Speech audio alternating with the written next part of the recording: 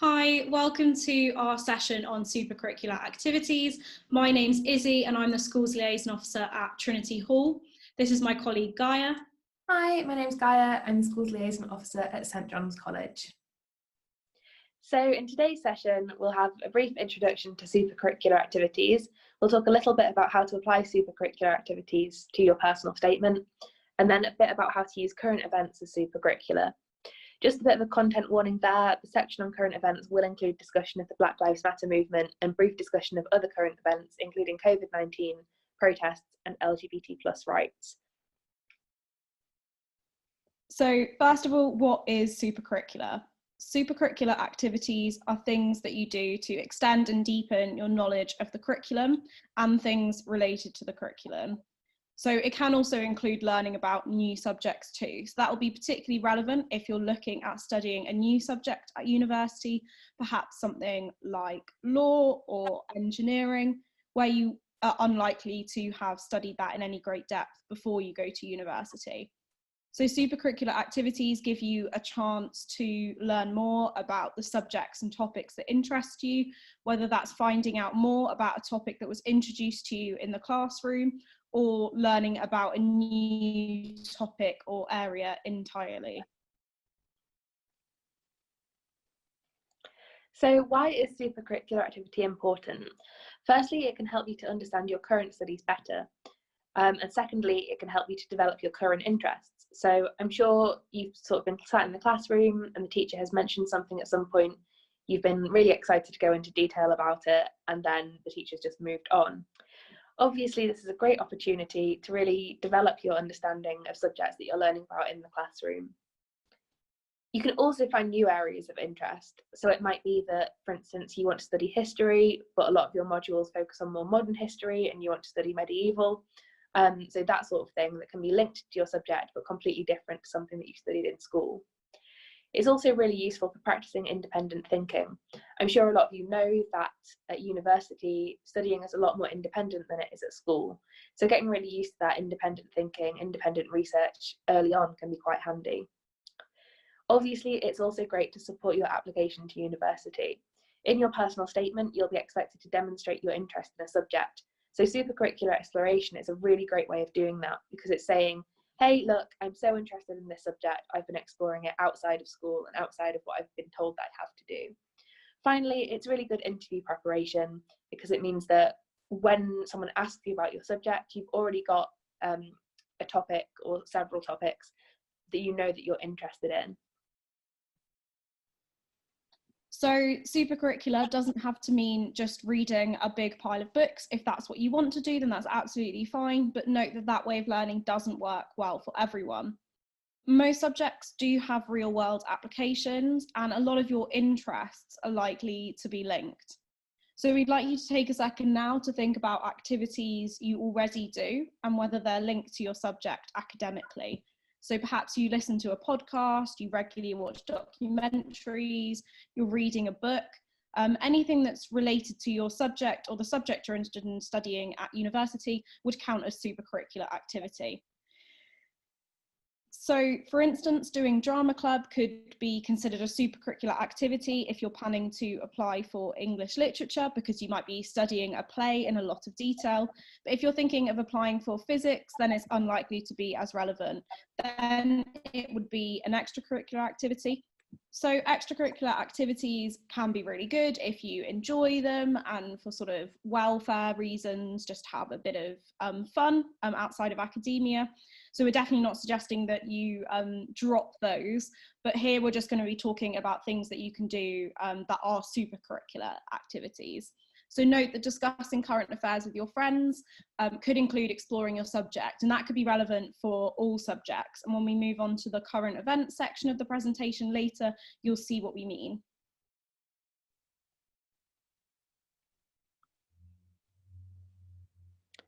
So we're just going to go over a few things that you might do already and discuss whether they're supercurricular or extracurricular. So firstly, I'd just like people to have a quick glance at the things up on this slide and decide whether for you they count as super or extracurricular.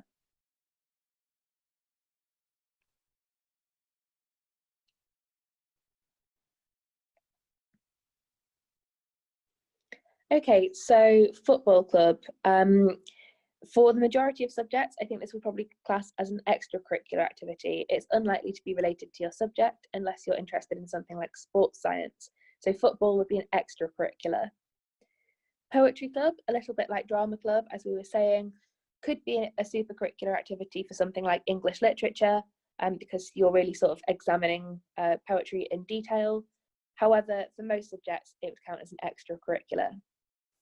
Following an academic on Instagram or Twitter is something that people probably wouldn't think of as supercurricular initially, but actually it can be really useful. Academics tend to share quite a lot of their own work or share things about their work or updates in their fields. So that can be a really great sort of spark for supercurricular activities because you can find a lot of links to different resources on there. Reading the news can be a great supercurricular activity if you're linking it to your subject. We'll talk about that in quite a bit more detail later. Playing the violin, probably unlikely to be linked to your subject unless it's music, so that's extracurricular. And finally, listening to podcasts, that's a supercurricular activity, and that can be a really good way of exploring your subject in a way that's not just sort of sat there with a pile of books.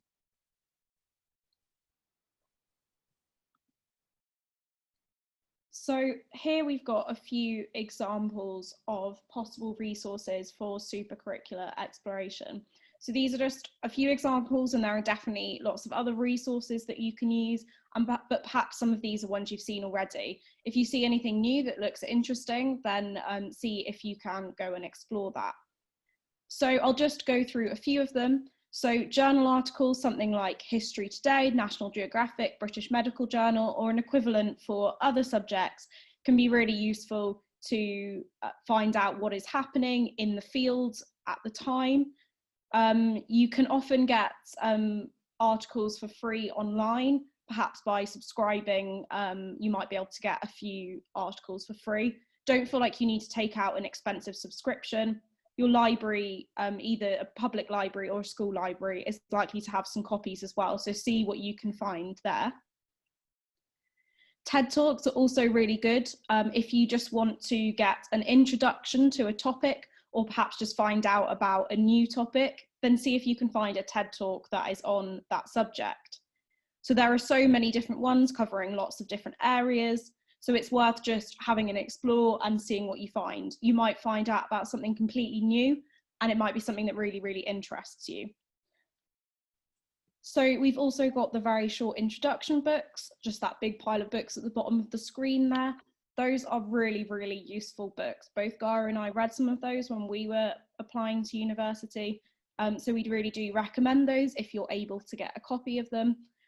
There are books on so many different subjects, and again, you can pick a new subject and find out about something new as well if you want to. So I particularly read A Very Short Introduction to Mathematics because I was applying for natural sciences and physics, and I found it really helpful to think about mathematics from a university point of view, or sort of just thinking more about the subject itself rather than just learning equations like you do at school. So I found that really helpful just to think about maths in a different way. Gaia also recommended The Very Short Introduction to Philosophy, which actually has a lot of applications in different subjects and sort of is relevant to quite a few different subjects. So have a look on the website and see what you can find out. Again, hopefully you'll be able to get a copy in a library. If you can't get a copy, then don't worry at all. But if you can, then we really do recommend those. Also, you've got BBC iPlayer, so there are lots of documentaries available there that can be on anything from politics to nature documentaries, so do check out those. They might be the sort of thing you're watching already. Also radio shows, so BBC Radio 4, for example, has quite a lot of shows that explore different topics and subjects in quite a lot of detail, so you might be able to find something there. You've also got podcasts, and there are so many different podcasts for different subjects, so just research and see if you can find one that you think is interesting. Again, podcasts are sort of quite a fun way to learn about a new subject. What we're showing you here is that you don't have to just sort of get out a huge textbook and read it from cover to cover. There are lots of fun ways you can explore your subject too. If you're applying for a sort of more technical or maths-based subject, then you can have a look at sites like Access to Further Mathematics, which have maths problems that you can work through and get a bit of help on the solutions there. So hopefully this gives you sort of a broad overview of some of the things you can look at. As I said earlier, there are lots of other resources apart from these. This list is by no means exhaustive, but hopefully this is a good starting point if you're not sure where to start. So thinking a little bit about how you find supercurricular resources, our first sort of top tip there is that Google is your best friend. Essentially anything that you want to research, you can definitely find it online.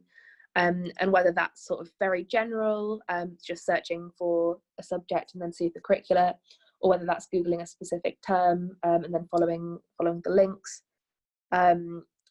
Basically really use the internet to your advantage. You can also just explore some different sites that are likely to have good general resources. So those things that Izzy was mentioning before, the HE Plus website, Oxplore, BBC Sounds, they're all likely to have some really great general support. Ask your teacher if they have any sources they recommend. Obviously they'll have places that they get their resources from and they might be able to point you in the right direction.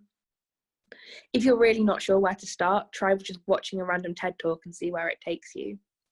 Find whatever resources suit you best. So there are so many different types of resources out there, and you definitely should never feel like you absolutely have to just be reading a pile of books. Ideally, you should be trying out a few of these different things. They work really well in conjunction with each other. So trying stuff like books, podcasts, videos, lectures, documentaries, social media. And finally, don't be scared. It's definitely not as scary as it initially seems. I realise that we're sat here telling you to go out and explore everything that you're interested in to do with your subject, but it should be exciting and it should be enjoyable. This is all about demonstrating something that you're interested in. So if you're not enjoying it and you're not finding it interesting, then just find something else to research instead. Don't sort of be forcing yourself through it just because you think that it's going to be really good for your application if it's not something that you're enjoying. Okay, so on that note, how do you actually start? So it's really important to find an enjoyable way of learning. And as we've said, it's not all about reading. Books can be useful resources and they can be sort of important sources, particularly for subjects like history or English literature, but there are lots of other resources out there, so do explore those. It's important to choose a topic you like, and by this we don't mean choose a really specialist area or particular field or sort of area of interest. It can just be something like English, politics, philosophy, physics. You don't have to have a specialism now. Do also think around your subject. Connections might not always be obvious, so have a think about how the subject you're interested in connects to things you've heard or read, and think about that as you're engaging with resources. So we've got a resource here. So we've got a screenshot from the Oxplore website, and we've got sort of 6 different examples. So have a look at those questions there and have a think about which ones of those could be sort of related to your subject. A question like, is there life after death, could be approached in different ways depending on what sort of area or subject you're interested in. If you're thinking of applying for medicine or science, then you'll probably think of the scientific argument there for the afterlife. If you're thinking about applying for theology, then you might think about the afterlife in different religions.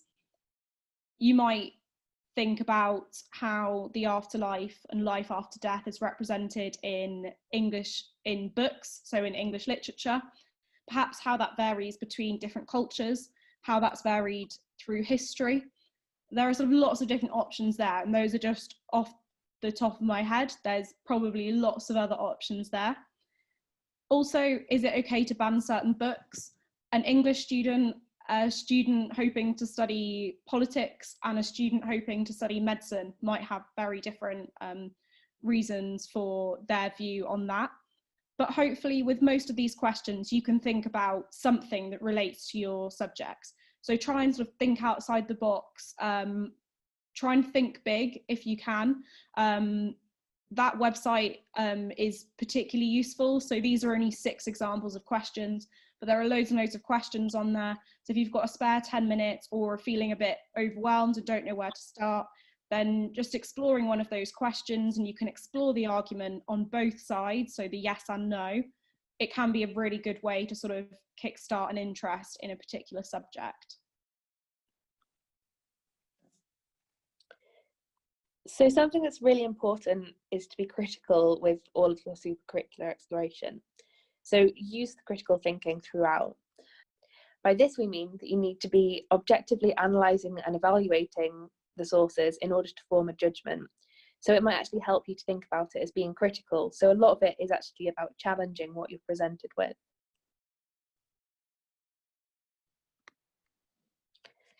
So by this we mean you want to be interrogating the terms, so thinking about what the terms actually mean.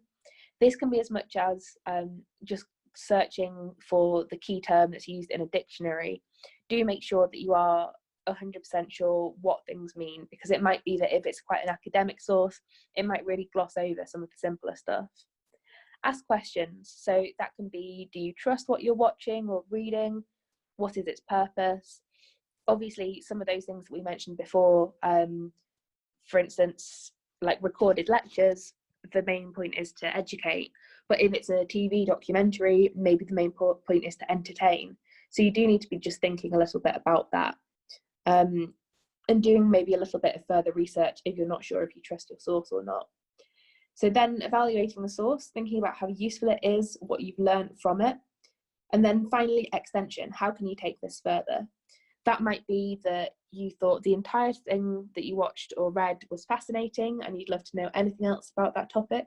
Or it could even be that you heard 1 or 2 lines from something that you thought, oh, that's a really interesting thing that I want to focus on. So just thinking about how you can take it further and how things are linked as well is really important.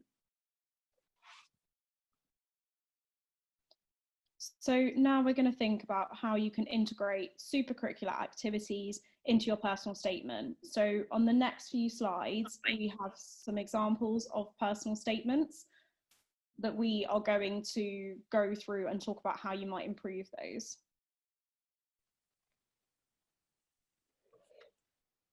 So we've got a personal statement here for politics. If you just want to take a minute to read that through.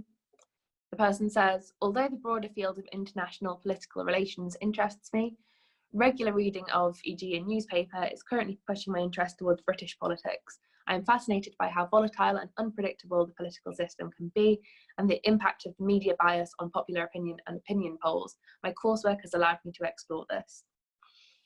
So just think about this a little bit. Obviously, it's really great that this person is mentioning that they're regularly reading the newspaper. That's really important, especially for something like politics. Having said that, they're very general about it. So they're just saying regular reading. They're not sort of specifying, oh, I have a subscription once a month, or I read this daily newspaper every single day. Also just saying a newspaper is, again, quite vague.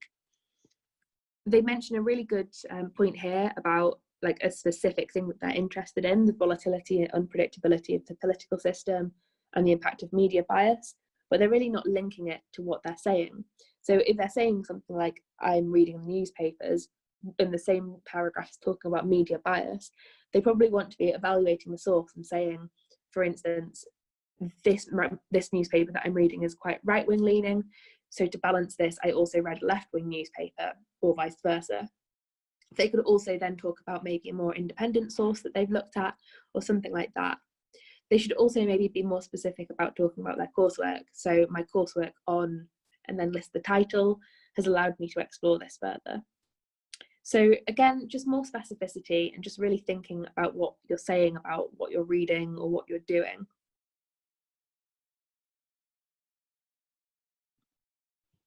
So now we have an example that could apply to someone who is thinking about studying geography, but hopefully even if you're thinking about studying a different subject, you can still have a look at this personal statement and think about what is good about it and what's not so good.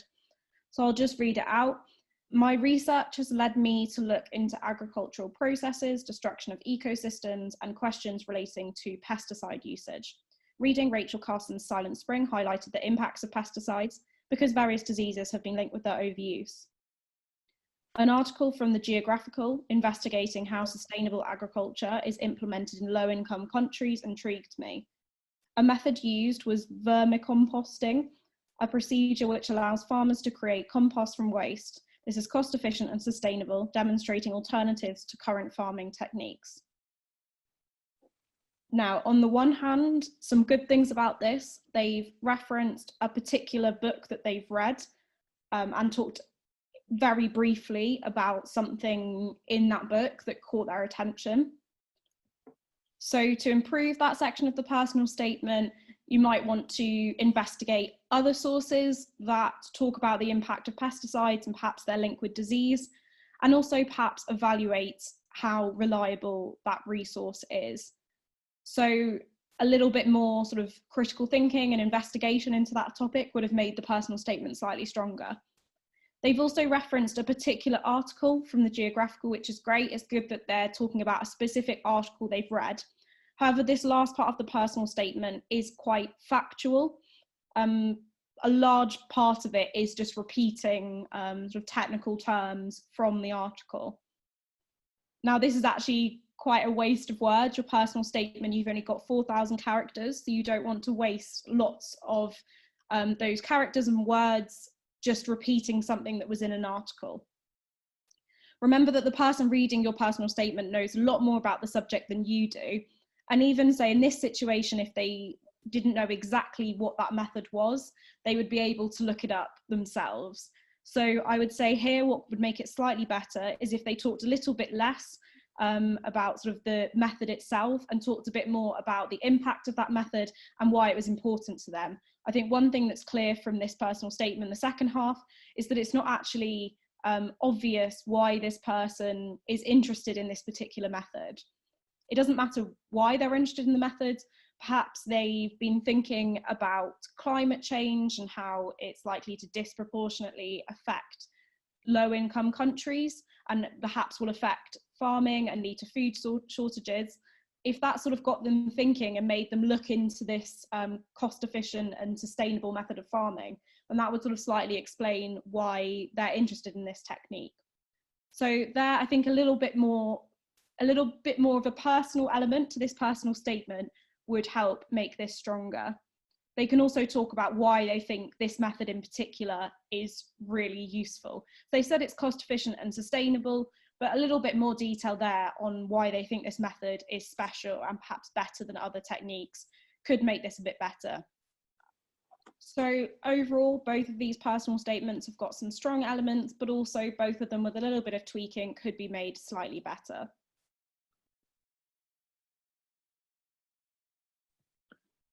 If you're still struggling to think of how you might format that and how to integrate Supercurricular into your personal statement, here's just a bit of a template for you. So saying, this supercurricular activity made me think a lot about the impact of this theme on this subject. This other resource sparked my interest in this topic, and I did further research by looking into this topic and this other resource. And then say, I think, and then discuss the resources critically. So compare them, say what you found useful about them, and say what you found interesting about them.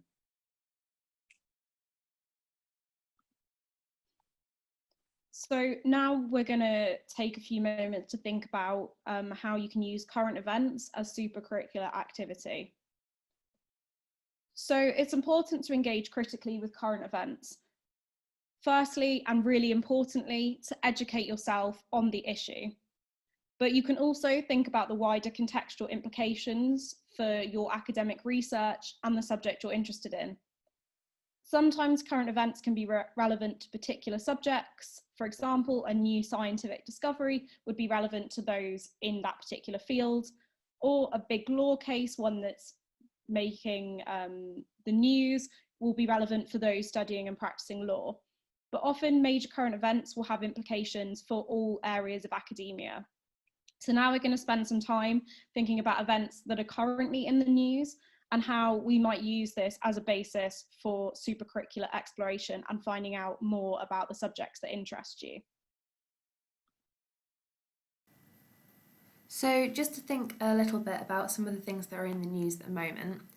Firstly, I would say if you're interested in arts and humanities, don't forget that the thing that's linking all arts and humanities is culture. So huge cultural events like these obviously will have a huge impact. And it's important to think about how these events contextualise the things that you're studying and about how the things that you're studying contextualise the things that you're reading about. So we've been running the session for a few weeks and we've had some really great suggestions from some Year 12 students. So I'm just going to read some of those out. Someone who's interested in engineering and architecture suggested that coronavirus is going to have a huge impact because of the way that people design spaces in order to enable social distancing in the future, which I thought was really interesting. Someone pointed out that there's a lot to do with psychology, so the psychology of pandemics, the psychology of people working in pandemics is going to be really interesting. Someone also talked about the Black Lives Matter movement and everything that's going on in America at the moment and the psychology of racism, which I think is a really interesting angle. There's obviously a lot to do with the Black Lives Matter movement in so many different subjects. So there's a lot of campaigns to decolonise the curriculum in the UK, which is obviously interesting for anyone who's wanting to study education or who's just interested in looking at how their curriculum could be decolonised. There's obviously a lot of things that you're unlikely to have studied at school that are linked to everything going on at the moment. Going back to the protests and counter-protests and defacing and removing statues, obviously there's a lot that you could study here to do with the history of protest and the history of statues. There's a lot of thinking about commemoration and who should be commemorated.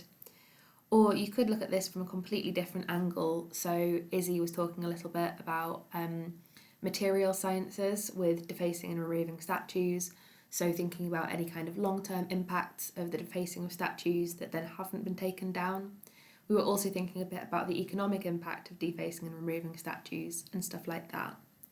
On the topic of economics, there's obviously a lot to do with economics versus scientists at the moment in the media. Or linked to the coronavirus crisis.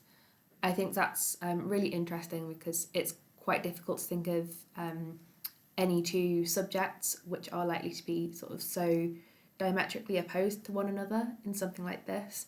So that could be interesting to read up over.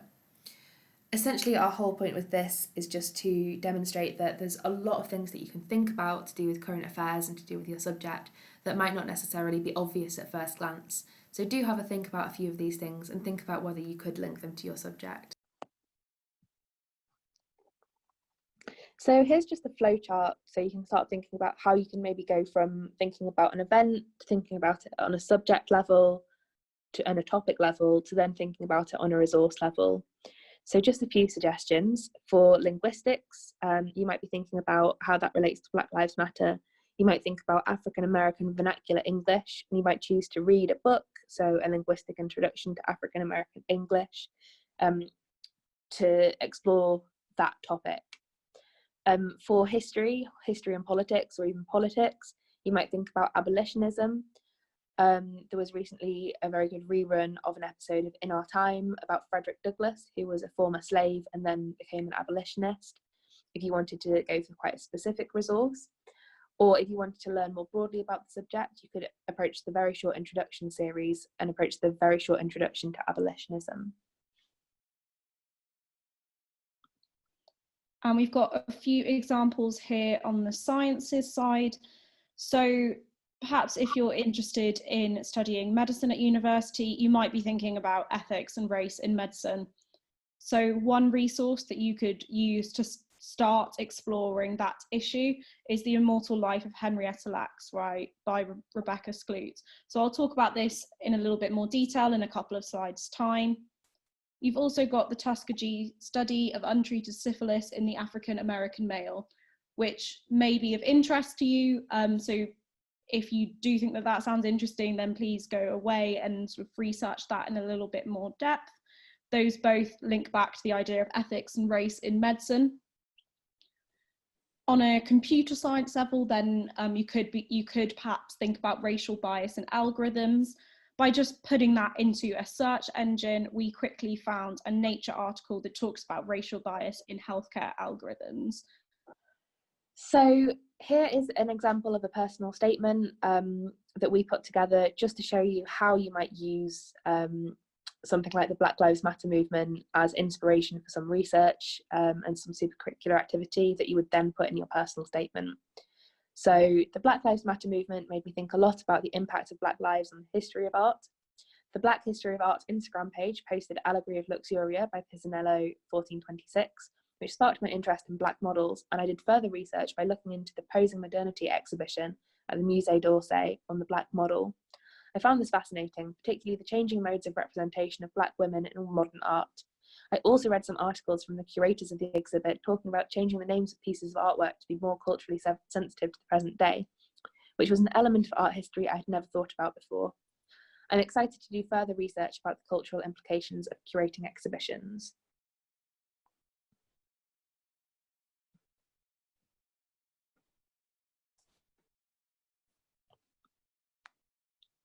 Okay, so here we've got another example of a personal statement, this time for sciences subjects. So this is something that I wrote off the back of researching the role of Black people in scientific discoveries in the past. That was something that, upon sort of exploring the Black Lives Matter movement, was something that I was interested in and wanted to find out more about because I studied sciences at university, so that is an area that I'm interested in, but I felt like this was an important topic to educate myself on. So I'll just read out this personal statement. So the Black Lives Matter movement made me think a lot about the role of Black people in scientific discoveries in the past. I saw a post on a university outreach Twitter account sharing a video about Henrietta Lacks, someone I'd never heard of before. I was interested in the controversy surrounding how and if her race affected her treatment, the ethical question of performing research using her cells, as well as the significance of the cells themselves. I wanted to dig deeper into this story, so I read The Immortal Life of Henrietta Lacks by R. Skloot. Here, I was particularly intrigued by. So just before I move on, I'll just quickly explain. This is a picture of Henrietta Lacks.